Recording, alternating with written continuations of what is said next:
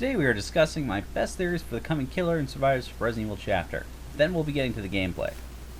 So if you want to get to that, stick around. Some of these ideas may come as somewhat of a revelation to some of you. You may even need to remake some of your theories, but you do know what they say about the classics. Beware spoilers for all Resident Evil games, for realsies. Also, I'm trying to avoid the V word because of reasons. So, I am the Story Sleuth. Today, of course, I'm talking about the upcoming chapter in Dead by Daylight. First, I'm going to talk about the killers, then the survivors, and finally, my final long-shot secret theory characters. Stick around for that, dear listeners. For killers, I'm going to mostly try to theorize about weapons, Mori, and reasons why they might be there. Basically reasons that the entity could have used to convince them to stay, or reasons the entity could be coercing them to stay. Anything else depends on what I could figure out.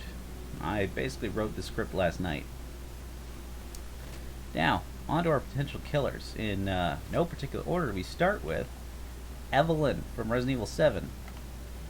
Now, Dead by Daylight lacks a creepy child so far, and could easily flash between child and creepy old lady as she walks like the spirit phases in and out of reality while she walks for extra creep factor. For effectiveness, she would likely be paired with a member of the Baker family, probably Lucas due to his shown inborn issues, we'll say. And you would switch between them like how the twins work.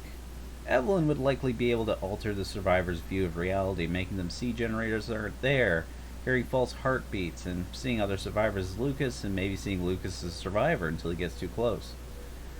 Perhaps being injured would make you immune to the effects of Evelyn.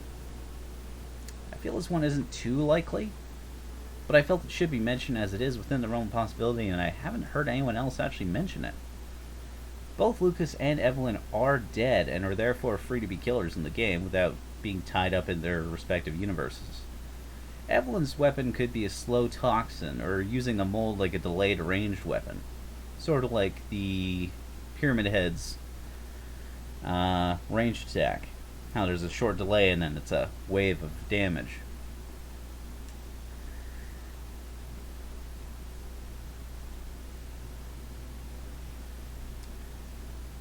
Oh, sorry. However, she might be if she's paired with Lucas, however, she'd probably be weak to a survivor, potentially disabling her for a short time. Though, that remains to be seen, of course. It might be too samey with the twins. For Lucas, well, with his engineering and inventiveness, he could easily trap pallets, windows, and doorways with a damaging blade trap that damages or even deep wounds the survivor when they try to use the trapped area. It'd be similar to the Trapper, but different enough. Essentially, the Trapper can lay bear traps outside of a window, but he would be able to literally trap a window. Essentially, make your choice. Jump through the window, receive a deep wound, or risk going around and hoping you'll lose the killer in some other window that he hasn't trapped. I include doorways here too, because that would be a bit of a unique mechanic. Now, sure, the Trapper can place his bear trap in a doorway, but if he places it wrong, he can sneak around it. This would snap to it. In my mind, at least. Perhaps a deep wound would lose gauge every time you jump through one, and maybe after 4 or 5, it would instantly cause a wound. In a chase, that could be the difference between getting away or not. And of course, losing that mend time would definitely be the difference between getting away or not. Because even if you get away, if you fall down, if they have Deerstalker, they're going to find you. Now, I would also like to say Lucas on his own is on the table, but then he may be too close to the Trapper, unless they make him his transformed molded self.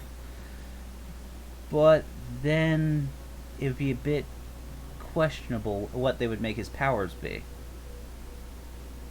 mean, certainly he has some pretty effective powers, but as a boss monster,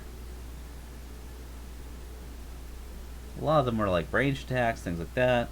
And certainly there are ranged killers in Dead by Daylight, but how to balance that? In fact, in a lot of the killers I examined today, or potential killers I examined today, that is a contentious issue. It's just, if they did come in, how would they be balanced? Now, as for reasons why they would be brought in, Evelyn has an ingrained want for a family. And Lucas has always had a sadistic streak, so he would be as simple as just offering him a never-ending chance to have that sadistic streak satisfied. The entity could promise both, but as to how far that would convince them is really hard to say. Now, next is one I personally really hope for, and I'm sure most of the people out there really want as well. Good old Pursuer from the European division of the Umbrella Corporation with a grand old production total of 1. We have the Nemesis from Resident Evil 3. Hopefully the classic, but if not, then hopefully the head can be a cosmetic we can buy. Convincing the Nemesis to work for the entity could be difficult. However, the NE parasite is intelligent enough to potentially manipulate it, or at the very least is self-serving enough to be set loose upon the survivors to understandably kill them.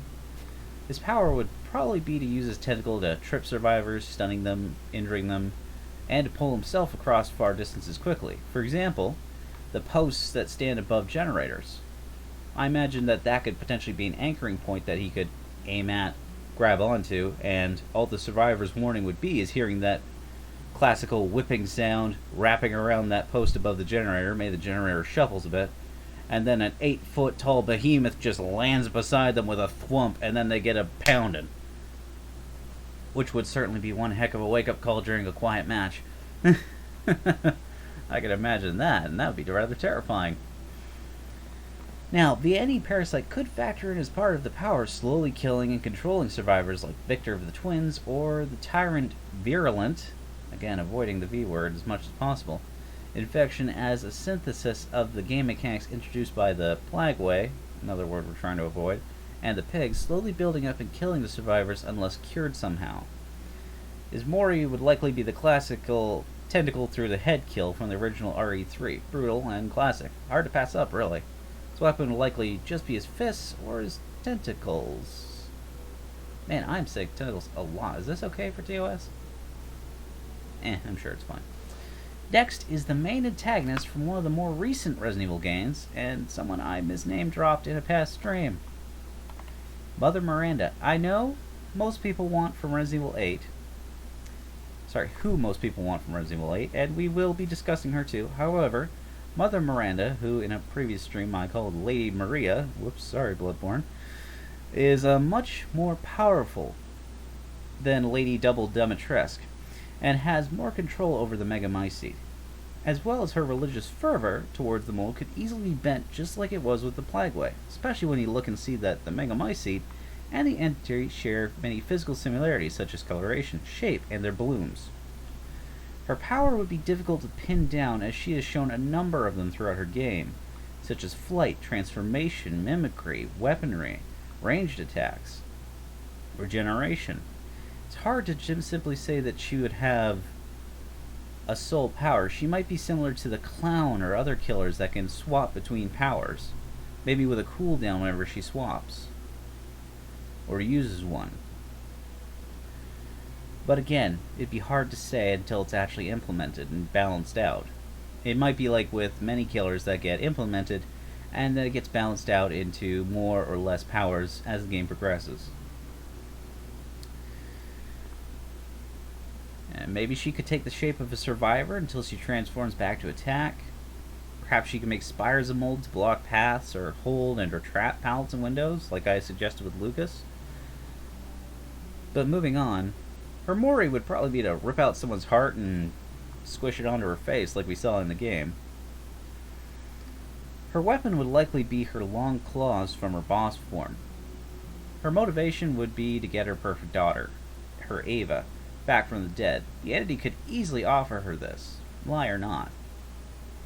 And she hasn't been discussed very much as a potential for a killer. But I really feel her or Evelyn are very likely. And we'll get onto that when I get into the survivors.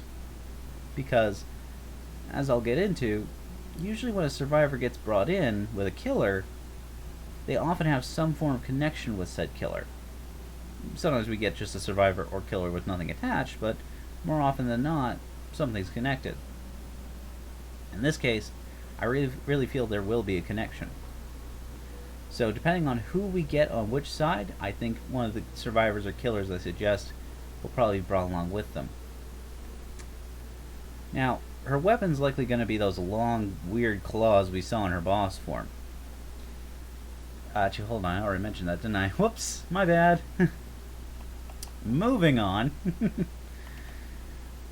Now, next we have many people's favorite candidate due to her huge list of potential features. Lady Alcina Dimirescu.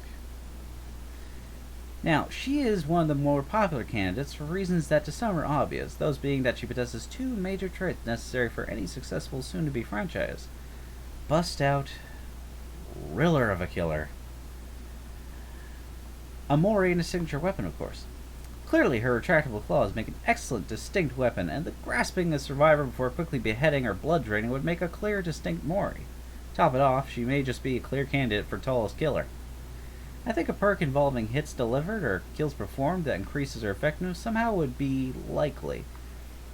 Perhaps Poise, which as stacks are gained reduces terror radius by so many meters, or Fill the Casks, which increases speed by 1% per stack, or maybe even reduces the amount of time in a chase that is required to reach the next stage of Bloodlust, which increases speed of the killer. It would reflect her nobility roots or her vampirism, respectively. Vampirism. Next up are the Dimirescu Daughters.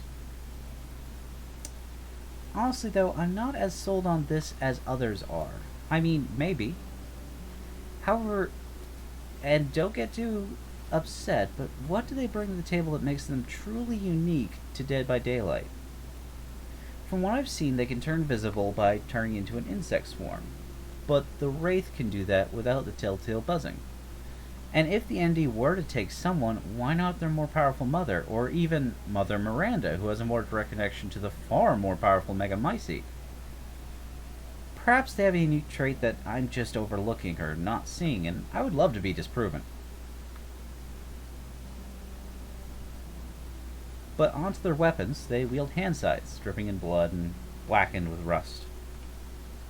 As for the Moris, they would likely turn an insect swarm. The survivor would climb to their feet sluggishly before being pulled back by a scythe and having their blood drained, either by, bite to the neck or scythe across the throat.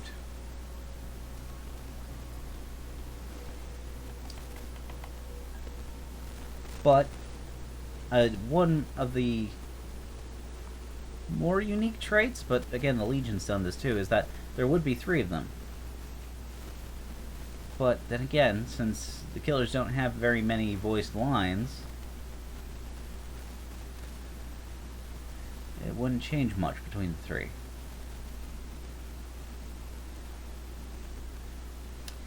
Okay, but next up, they've been a boss on and off in the mainline games and sideline games throughout the series.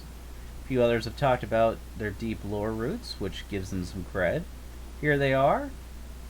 The Tyrant and Mr. X. Premiering in Resident Evil 1 and then being improved upon and transformed further into the Mr. X series for infiltration by Resident Evil 2, these mass-produced BOWs are being introduced together due to Mr. X being made from modified Tyrant and sharing many traits. Aside its appearance, the biggest difference is that Mr. X will give it to you with his fists, while the Tyrant will stab you with a stabby hand. For Moris, Mr. X will crush the skull and then toss you down, while the Tyrant will probably impale the chest before dropping the survivor down. For motivation, the Tyrant would make more sense due to its independent intelligence, and it could be convinced to kill survivors simply due to its probably love of sadism, and its instinct to hunt and kill. Mr. X, however, well, that depends on whether or not the entity could give commands similar to how Umbrella does.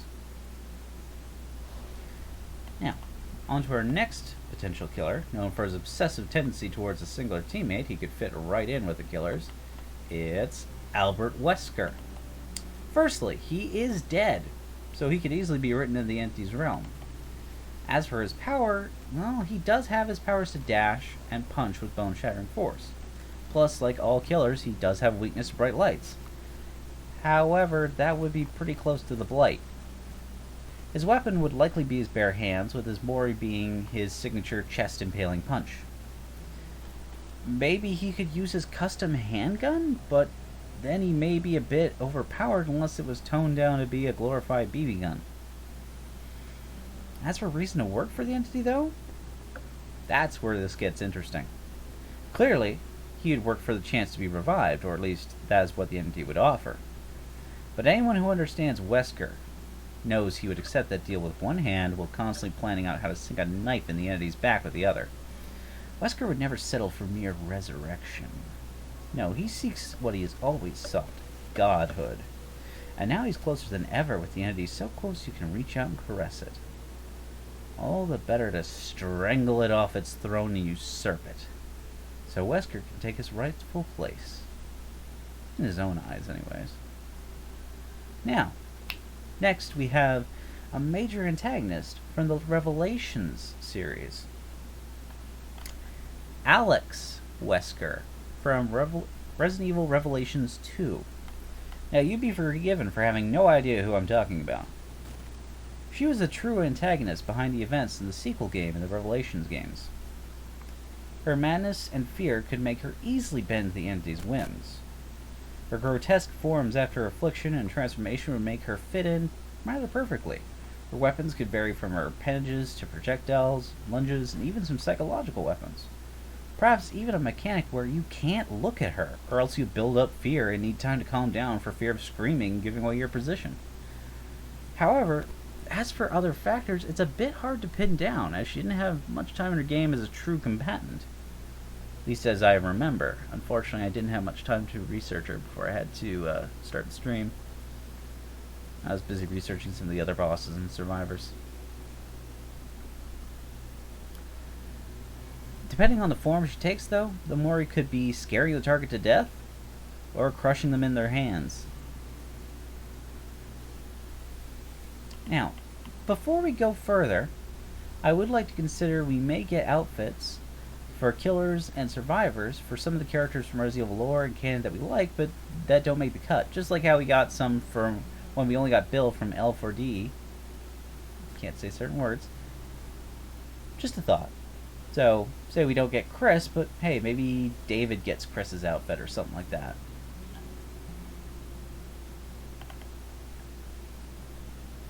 As well, if you like what you've been seeing or hearing so far, please consider subscribing or following to find future content. Check out other content.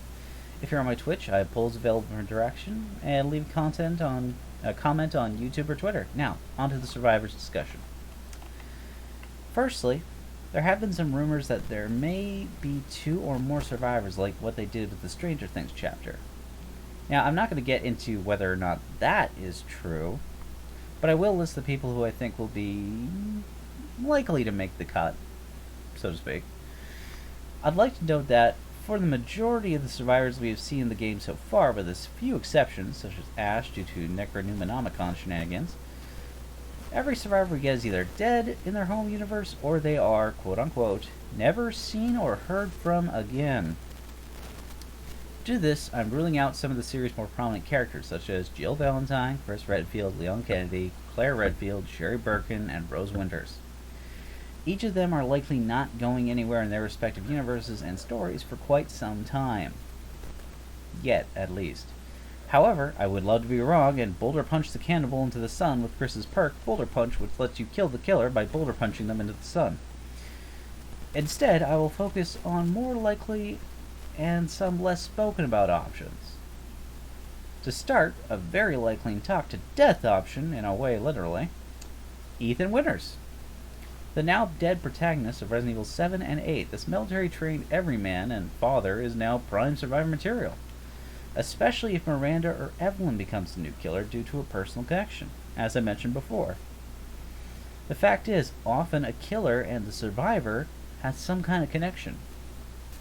So if Ethan becomes the survivor, it pretty much increases the chance that Evelyn or Miranda becomes the killer, or a member of the Baker family, or one of the house leaders, like Lady Dimitrescu or Heisenberg.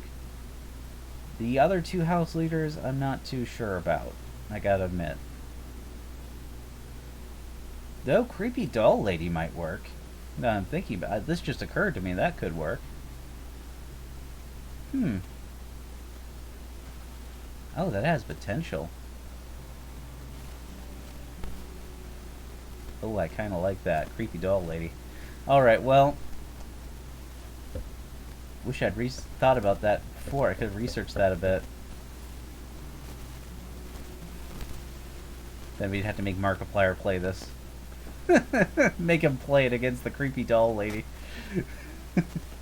His mannequin phobia would just be the worst thing in the world, wouldn't it? Sorry, where was I? Right, but regardless, if Ethan Winters does turn out to be one of the survivors, it vastly increases the chance that the killer is going to be in some way connected to him. But regardless, moving on. As for a perk you may have, I believe a healing perk for being in the terror radius while not being in chase, to allude to a survival against impossible odds. As an additional note, he was given a face texture, even though it can't be seen without affecting the camera using console commands in the game. Not much reason to do so since we never see it, unless it's so that perhaps it can be modeled. Something to consider. And of course so close to the chapter release. Just saying. Now, next is someone you would be forgiven to have completely forgotten, only having been mentioned occasionally by very few documents and characters in movies and games since his appearance in the sole game he was in. At least mainline. Billy Cohen, Resident Evil 0. Ringing any bells? So tell me if this sounds familiar, for anyone who is familiar with the lore of Dead by Daylight. A man who just escaped a bad situation, wanders alone in the woods. Mist begins to envelop him, but he trudges forward until he comes to a place unfamiliar yet familiar, and a new horror begins again. Sound familiar? He was framed by his fellow soldiers, and then with the help of Rebecca Chambers, escaped in the woods and was never seen or heard from again.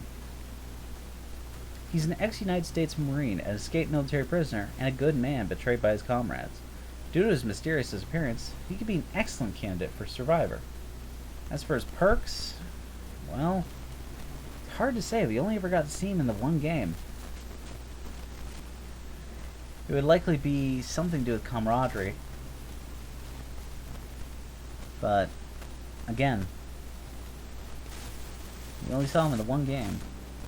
He was very standoffish. At least at first. But he is willing to work with anybody, as we saw in the game. And even can convince people who otherwise wouldn't work with him to work with him regardless.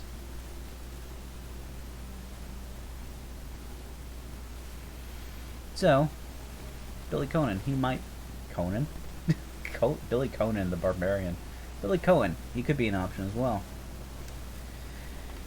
Now, this next one's up for serious debate depending on where Capcom takes them in the RE verse, like the remake verse. Because, well, I'll get to that. Carlos Olivera. Now, in the original timeline, he has a drink with Jill in a bar, they say goodbye, and they fled the US via Mexico while harboring a hatred for Umbrella. But, he was never seen nor heard from again. So, he could also be a good choice for Survivor. He grew up under a communist dictatorship, was sentenced to death, was headhunted by Umbrella, turned to a mercenary, but's otherwise a good and cooperative person who believes in goodness and has a kind heart. So he could definitely be chosen by the entity due to his high amount of hope and all that kind of stuff.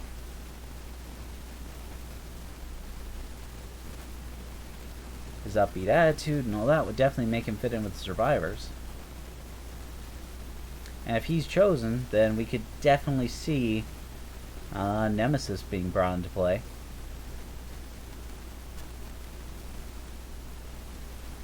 Now, this next one's going to raise some eyebrows and probably burst more than a few eardrums if chosen, but Ashley Graham from Resident Evil 4. Now look, She is used to being thrown over shoulders and fleeing from killers. She was being a near helpless survivor before it was cool. Her combat is limited to throwing whatever is available at her pursuers and hoping it works. And, well, since then, she's likely gotten some self-defense classes. You gotta admit, it probably crossed her mind. So, it only makes sense, at least in my mind, that her father would probably have gotten some self-defense classes and courses for her, so she'd probably have some survival training since then. Plus, her experiences in not Spain, as the joke goes, would definitely have sharpened her survival instincts a bit since then. Which, of course, means she could definitely be a candidate for becoming a survivor now. Though what her perks would be, hard to say. Probably something to do with hiding in lockers. That probably sounds like really critical, but at the same time, that was something she did in Resident Evil 4. She did hide in, like, dumpsters and lockers and stuff like that. So, maybe.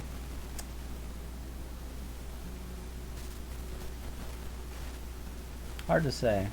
However, since we're on the topic of Resident Evil 4, Louis Serra, a biologist living in not Spain, he was sadly killed at the end of his appearance, but that would make him available for an appearance here. And unlike Ashley Graham, who he's simply just never seen nor heard from again outside of off the mainline game appearances and documents and things like that, he's straight up dead.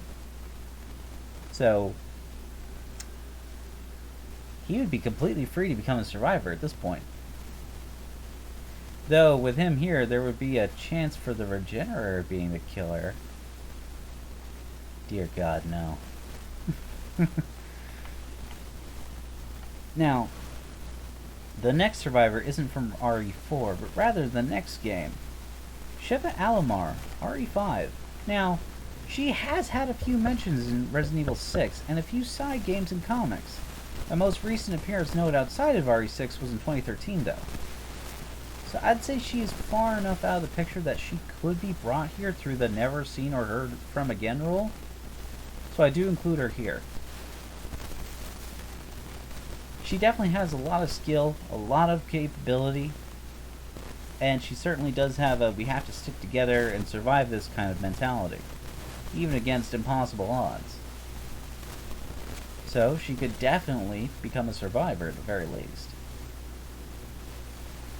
Now, for this next one, we're taking a step back, all the way back, to a man most memorable for his death, which was explosive as it was memorable, in both the classic and remake. Mikhail Victor from Resident Evil 3.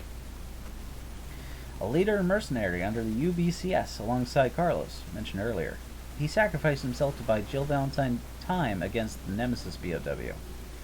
He and Bill would probably swap stories about fighting zombies and wars all over the world and keeping these idiot kids alive. I'd love to see that, honestly. Those two old guys just living it up with these idiot kids and just keeping them alive.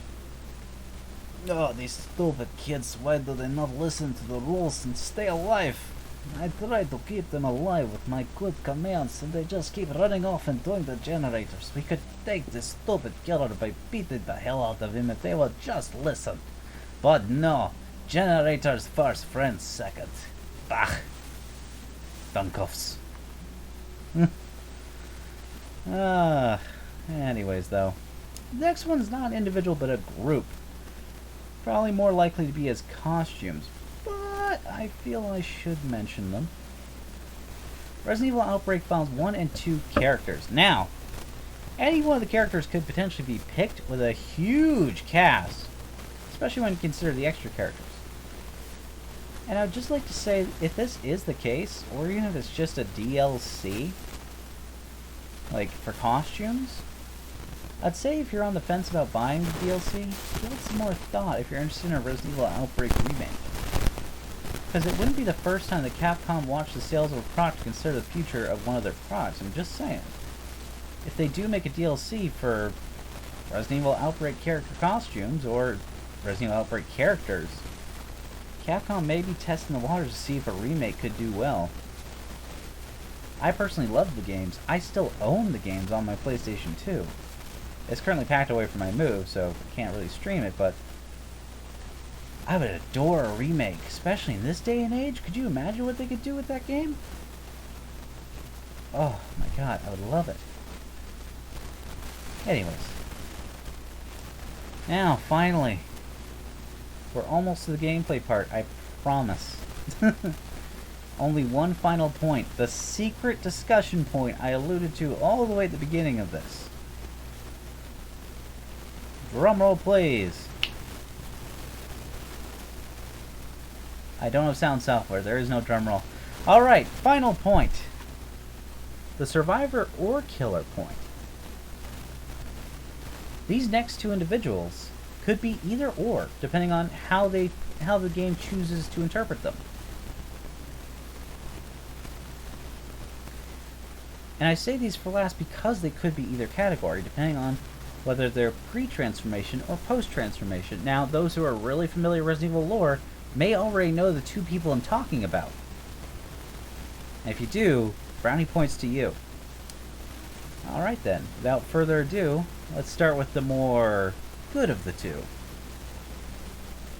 Piers Nevins. Now, you could be forgiven for forgetting him, having only one game to his name. Piers Nevins was a protagonist of Resident Evil 6. He died during Chris's campaign. Right at the end, he sacrificed himself by injecting himself with the C virulence and transformed into a creature that could eject lightning from himself in a help to destroy the BOW that could wipe out the world. He could easily be made a tragic monster that has fully succumbed to his transformation, or survivor relieved of his transformation after death and brought back as a survivor. As a monster, he could have ranged, directed electric attacks that could build up inside the survivor, slowly injuring them. Unlike the Doctor, who does insanity, Piers would be doing directed electricity attacks that basically be like a beam of electricity, and then the longer you're inside the beam, the higher it builds up until it breaks the gauge and you're injured. For balance, I think, because if he just electrocuted you at any range, well, that'd be a bit broken, wouldn't it?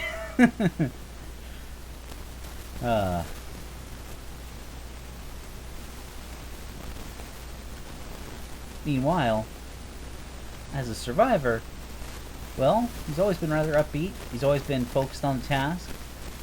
So,